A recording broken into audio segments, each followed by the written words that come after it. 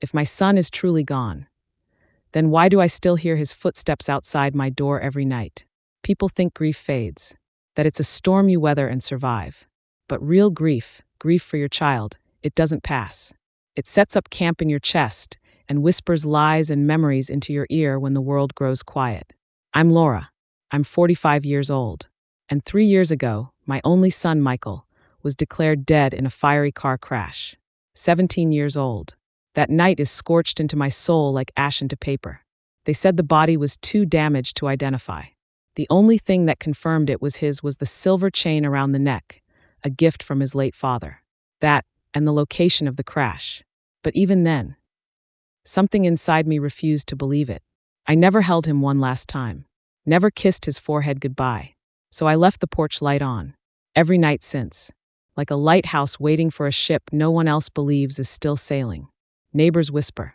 The pastor hinted I should move on. Even my sister once unplugged the porch light, thinking it was a kindness.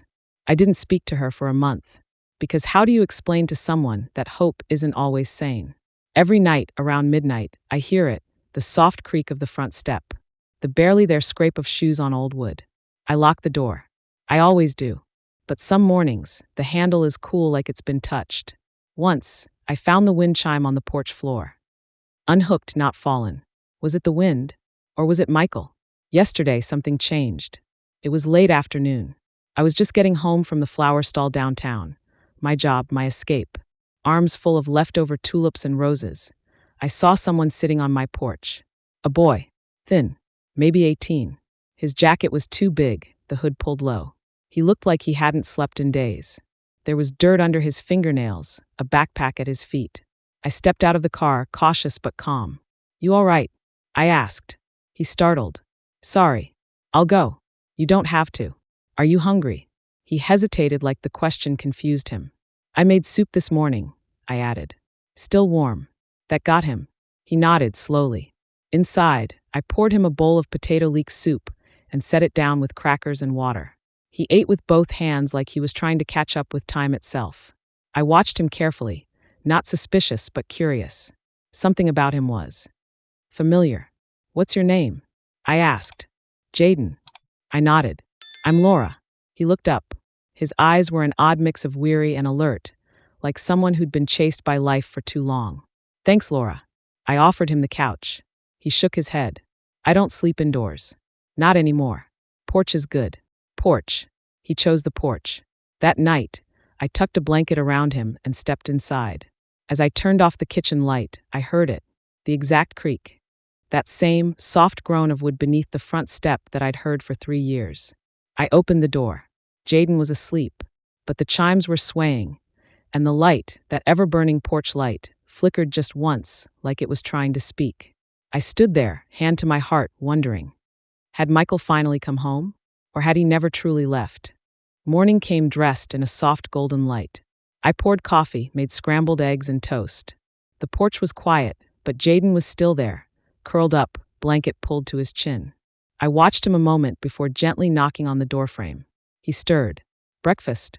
He blinked up at me like it was the strangest invitation he'd ever heard. But he came inside. We ate in silence. He glanced around now and then, taking in the living room. The flowered wallpaper, the framed photos, the mantel with a dusty baseball trophy. His eyes paused on a photo of Michael. That your kid? He asked. I nodded. Michael. He looks. Like he laughed a lot. My throat tightened. He did. Jaden didn't ask more. But something about the way he said it felt too intimate. Like he wasn't guessing. Like he remembered. Later that day, I offered him clean clothes and let him use the bathroom. He hesitated, then accepted. I sat in my bedroom, hands trembling, staring at Michael's photo. The room still smelled faintly of his old cologne, sweet citrus and cedarwood. I'd kept the bottle, unopened, like a time capsule. Then came the sound of running water. The shower. Then humming. Soft at first, but growing. You are my sunshine, my only sunshine. I froze. That was our song. I used to sing it to Michael every night. I hadn't sung it in years. I walked toward the bathroom, heart pounding. The melody came clearer now, exact. Perfect. But Jaden didn't know that song. Did he? After he came out, towel over his shoulders, he gave me a sheepish smile. Thanks. That felt better than I expected. I nodded, unable to find words. And then I saw it. A scar. Thin, pale, jagged, cutting across his left wrist. My breath hitched. Michael had that exact scar. He got it trying to carve a boat out of driftwood with a steak knife when he was 11. I looked away quickly, blinking back the well of emotions. I needed answers. I needed truth. That night, after Jaden fell asleep on the porch again, I took his hairbrush and quietly pulled a few strands loose. The next day, I mailed the envelope to the DNA lab in Louisville with shaking hands and a pounding heart. Back home, I watched him from the kitchen window. Jaden, Michael, I didn't know what the truth was yet, but every inch of my soul prayed it would set us both free. The DNA envelope sat on my kitchen table like it was ticking. I hadn't touched it since I dropped it off at the post office in Louisville 2 days ago. The woman behind the counter said it would take 5 business days. That gave me 5 more days to question everything I thought I knew, and everything I feared to believe. Jaden stayed. Each day, he folded more into the quiet rhythms of my home. Taking out the trash without being asked, rearranging flower buckets at the stall with surprising care, even fixing the back gate that had squeaked for years. And yet, he never asked to stay, never assumed. He moved through my space like a ghost that didn't want to be noticed, even as I noticed everything about him. On the 3rd night, we shared grilled cheese sandwiches and tomato soup on the porch. "Do you ever play music?" he asked suddenly. It caught me off guard. "I used to," I said. Michael had an old acoustic guitar. He wasn't very good, but he sang like he believed every word. Jaden looked out into the dark, his face soft. "Did he ever sing? Like lullabies?" I felt the hair on my arms rise. "Why?" He shook his head. "Sometimes I hear music in my dreams. Not loud, just like someone humming in the next room. It makes me feel safe and sad." I couldn't breathe. He added, almost absent-mindedly, "And there's this tune I can never forget. That Sunshine one." He looked at me then, like he hadn't fully connected the pieces, but knew they were important. "Laura, do you think people can remember things without knowing why?" I stared at him, my heart galloping in my chest. "I think sometimes our bodies remember what our minds forget." He didn't speak after that, just nodded slowly and looked down at his hands. Later that night, I sat in my room holding an old sketchbook. It was Michael's. I hadn't opened it in years. On one page, there was a pencil drawing of our porch, the light glowing soft yellow. Above it, he'd written in neat looping script, "She always leaves the light on for me. One day I'll come home." I cried until the pages blurred. The next morning, I woke to find the couch cushions missing. For a second, my heart jumped. Had Jaden left? But then I stepped onto the porch. He was out there, asleep in a makeshift fort made of couch cushions and flower buckets, just like Michael used to build on rainy days. Tears rose uninvited.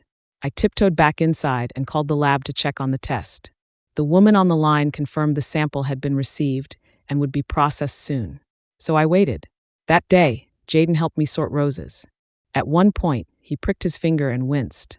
I grabbed his hand and instinctively kissed the wound. He froze. "I'm sorry," I whispered. "That was a mom thing." He stared at me, blinking. "It's okay," he said softly. Felt like something familiar. That night, he had a nightmare.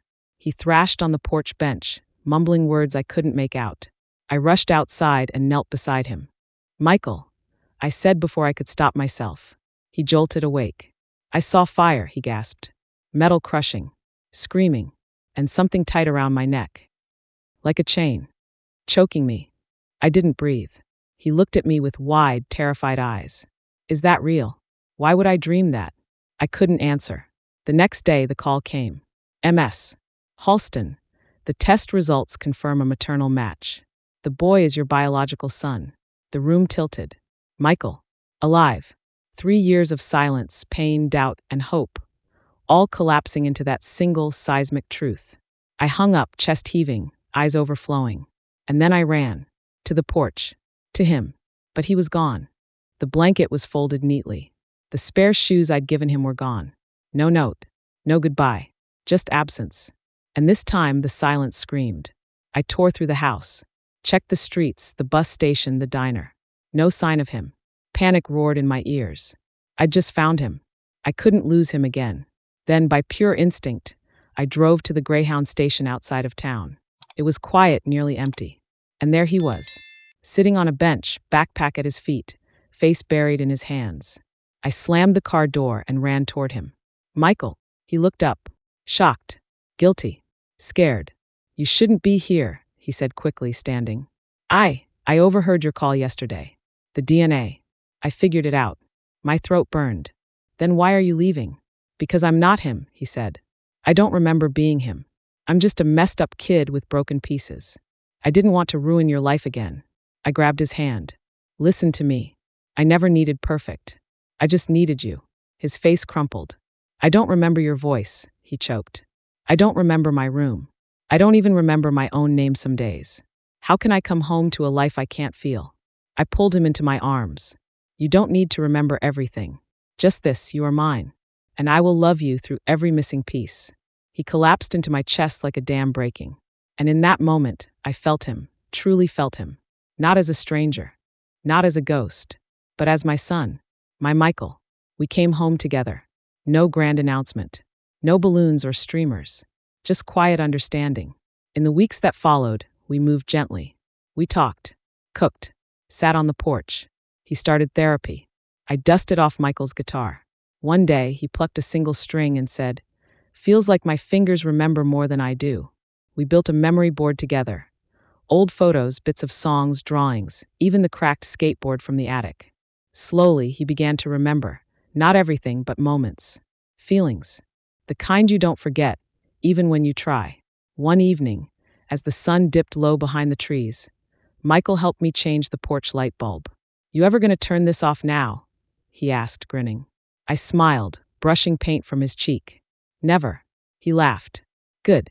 Because now I want to be the one who leaves it on." Hope is not a weakness. It's a compass.